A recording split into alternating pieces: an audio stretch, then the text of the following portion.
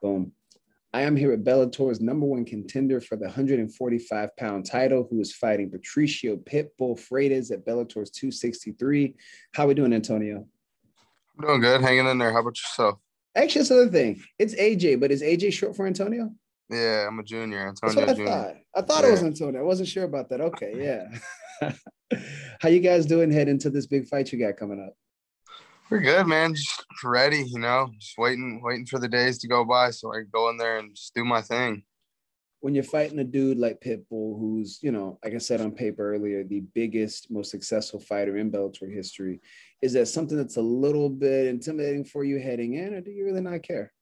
Nah, I don't really care, man. I'm Yeah, just ready to go in there and claim what's mine. He's held that title for so long, literally since I first stepped in the organization. So literally. I'm just ready to go in there and do what I do best, and let's put on a great show and shit, be a champion.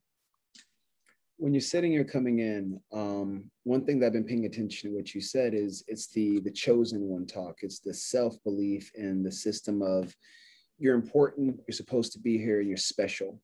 Where'd you get that from? And is that something that you carry with you all the time or just in combat? Um, it's something that started off just in combat, and now I'm carrying just in life in general. Take that.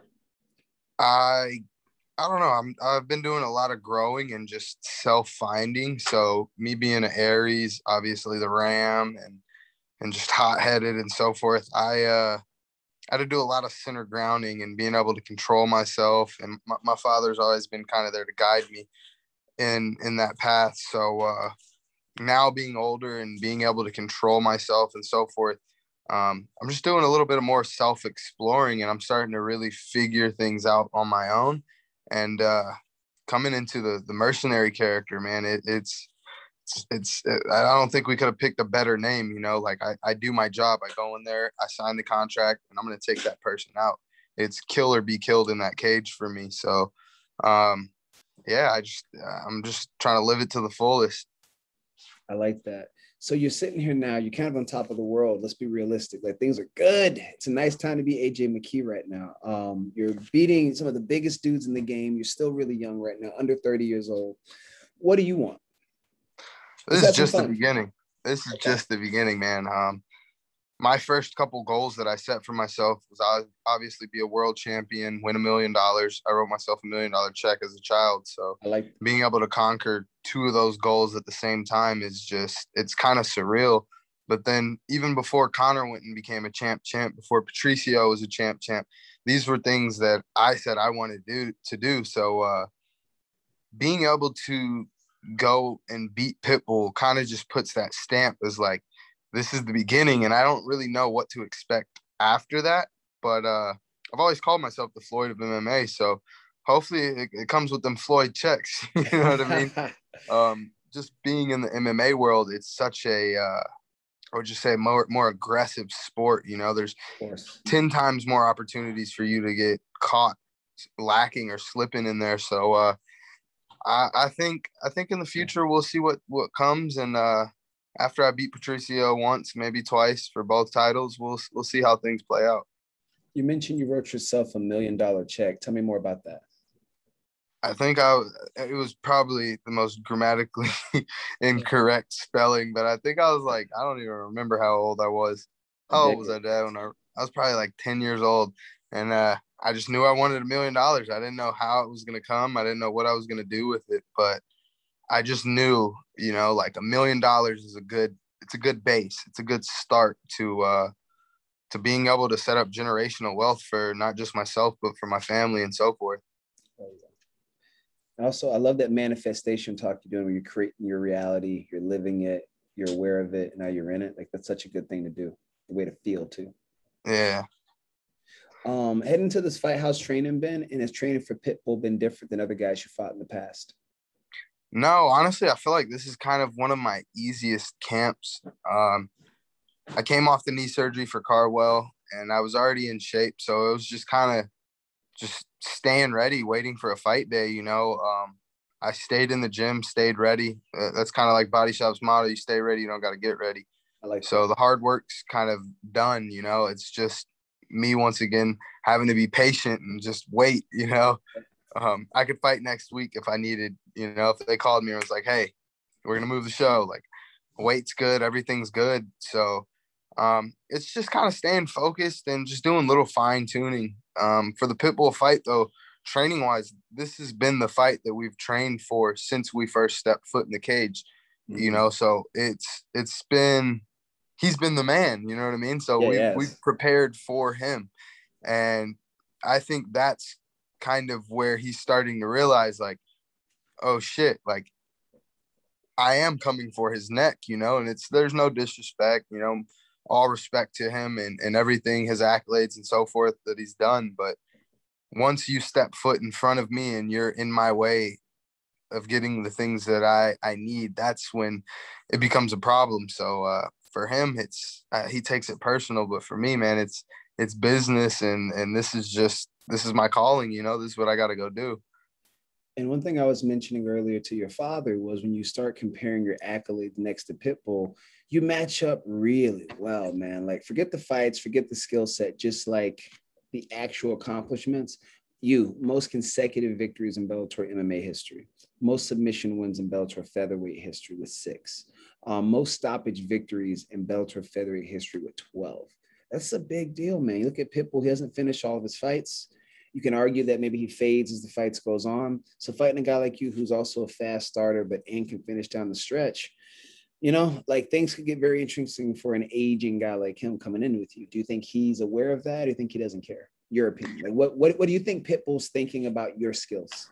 I think he's aware of it. I think he's gonna come out like every other fight. If I was Pitbull, I would come out and just gun ho. You know what I mean? Let's leave it all out there. He has everything to lose, but nothing to lose. If that makes sense. That's the way I would think. If I was Pitbull, that's the way I would be thinking.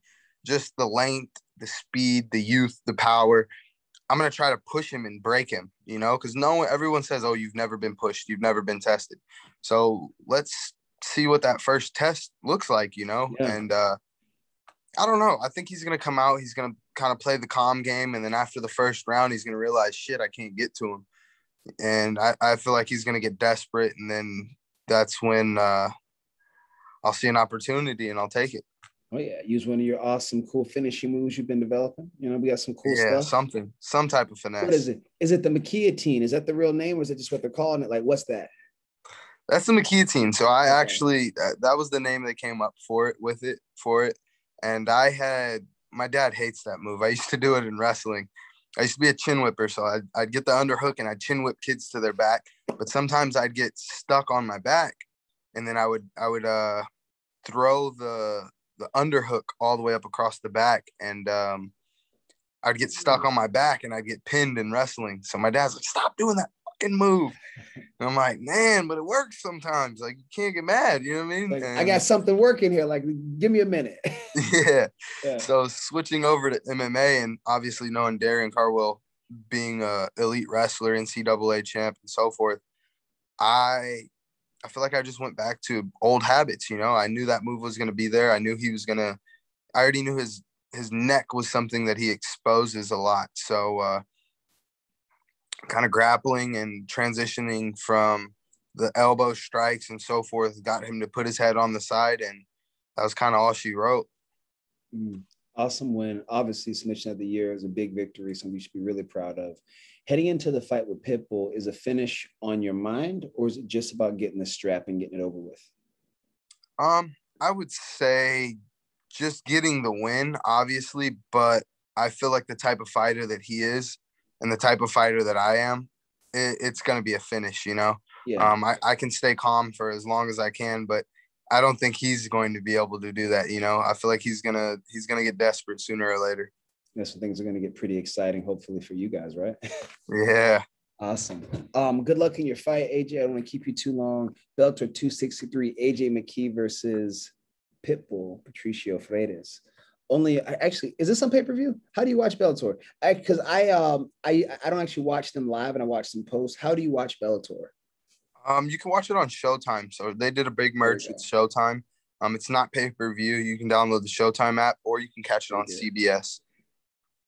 Dig it. So you guys see, there's one place to watch Bellator, AJ McKee, July 17th. July 31st. Ooh, I am wrong. July 31st. What's July 17th? Is there a fight July 17th? Let me look this up. Am I wrong? What is July 17th? What I is believe that? there is a show. I believe so. July 17th, Bellator. You're July 30th. Okay, there we go. Awesome. All right, here's the Bellator count. July 31st. All right, there we go. Los Angeles, California. Do you like fighting in Cali? Is that something that matters to you?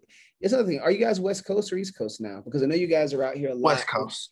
So you just do the travel a lot. Yeah, we used to just travel. I honestly like traveling. You know, I've gotten to see the whole world from Italy to Dublin, Milan. Like I've literally been all around the world. So I like to travel. As far as fighting back home, it is a little stressful just doing the tickets and everybody hitting you up and like having your family and everyone there. But to be able to go fight in front of my home crowd for a world title, like that's when everything just kind of it's all worth it. You know what I mean? That makes it worth it. And it was the same thing like fighting back at the Forum with my father and I on the same card. That was just another surreal moment. You know, I honestly feel like that moment was better than winning the world title just because like no one's done that in any professional sport besides baseball. And it's like for this to be such a hands-on physical sport, man, it's phenomenal for him to be at his age and be able to still go in there and compete at this level too. At that level and to win, you know. So that was probably by far one of my favorite moments in my career. It's a beautiful moment too. Don't want to keep it too long. You have a great night, AJ. Hope you have a good victory, and I'll see you soon. Thank you. Blessings. I appreciate it.